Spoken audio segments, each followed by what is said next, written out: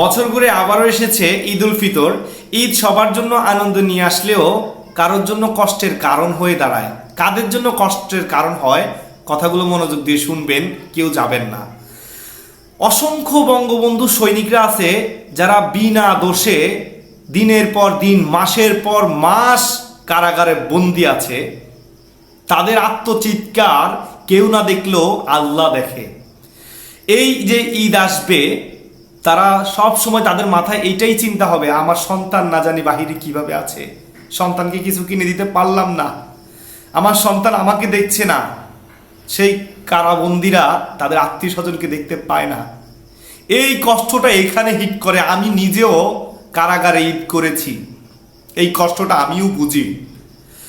এবং অসংখ্য বঙ্গবন্ধু সৈনিকদের বাড়ি ঘর, ব্যবসা প্রতিষ্ঠান সব কিছু লুটপাট করে, দখল করে তাদেরকে সর্বশান্ত করে দিয়েছে।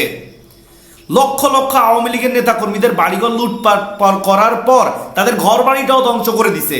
লুটপাট করে পণ্যগুলা নিয়ে গেছো, তোমাদের লাভ হয়েছে, কিন্তু ওই বাড়িটা যখন ধ্বংস করে দিয়েছ, তোমাদের তখন কি লাভ হয়েছে বলো? তাদের স্ত্রী সন্তান যে মাথা গুঁজার ঠাইটা পাচ্ছে না, তারা যে থাকতে পারছে না, তাদের এই অভিশাপ, এই আত্মনাদ আল্লাহর দরবারে যাবে না? যাবে না? আওয়ামী লীগ যদি খারাপ হয়ে থাকে, তোমরা তো ভালো, তাহলে তোমরা এমন করলা কেন? জাতির কাছে আমার প্রশ্ন। এবং সেই বাবারা যাদের সব কিছু লুটপাট করেছে, টাকার অভাবে ঈদে সন্তানদেরকে কোনো কিছু কিনে দিতে পারে না, এই বাবাদের জন্য ঈদটা কষ্টের কারণ হয়।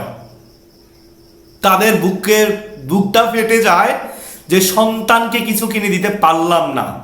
এরকম অসংখ্য বঙ্গবন্ধু সৈনিকরা আমাকে কল করে কান্নাকাটি করে, সত্যি বুকটা ফেটে যায়।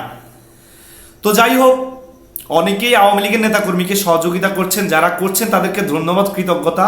যারা করছেন না তাদের প্রতি রিকোয়েস্ট থাকবে, আপনারা বঙ্গবন্ধু সৈনিকদের পাশে থাকবেন। তো যারা নির্যাতিত, সবাইকে বলবো মনে রাখবেন, আল্লাহ কখনো তার বান্দাকে একা ছেড়ে দেয় না। আল্লাহ অবশ্যই আপনাদের পাশে আছে। আল্লাহ অবশ্যই ছাড় দেন, ছেড়ে দেন না। আল্লাহর উপর বিশ্বাস হারাবেন না, আল্লাহর উপর বিশ্বাস রাখবেন। তো এই জুলুমের অবসান হবে ইনশাল্লাহ। 2 বছর পরে হোক, 5 বছর পরে হোক, এই জুলুমের অবসান ইনশাল্লাহ একদিন হবে। কাজে সবাইকে ঈদের শুভেচ্ছা জানাচ্ছি। ঈদ মোবারক। দুঃখ কষ্ট যাই হোক, ঈদ তো সবার জন্য আনন্দ নিয়ে আসে।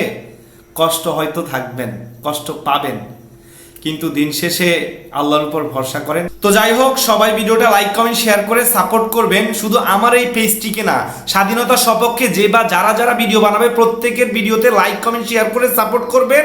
আমার এই পেজটা আবারও রিচ ডাউন হয়ে গেছে। রাজাকারের বাচ্চারা রিপোর্ট মেরে আমার পেজটিকে আবারও রিচ ডাউন করছে। আপনারা অবশ্যই সাপোর্ট করবেন আর ফলো দিয়ে দিবেন।